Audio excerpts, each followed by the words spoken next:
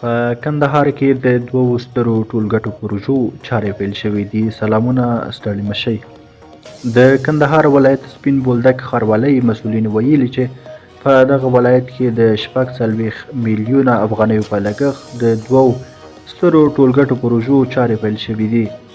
د یاد ولایت د ښاروالۍ مسؤلین وایي چې د 14 میلیونه افغانیو په لګښت د سپین بولدک بازار له مرکزي څلورلارې څخه د بیش بازار تر پایه د سړک د دواړو غاړو د جوړولو او د 10 میلیونه افغانیو په لګښت د یادې ولسوالۍ اوسیدونکو ته د پاکو اوبو د یوې لویې شبکې د جوړولو چارې پیل شوې دي.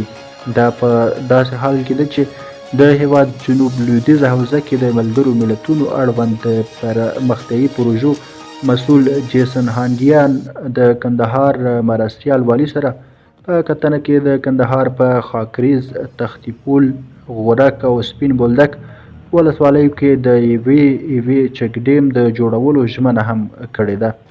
درنو لیدونکو له ملتیا مو مننه. ښه وخت ښې شېبې.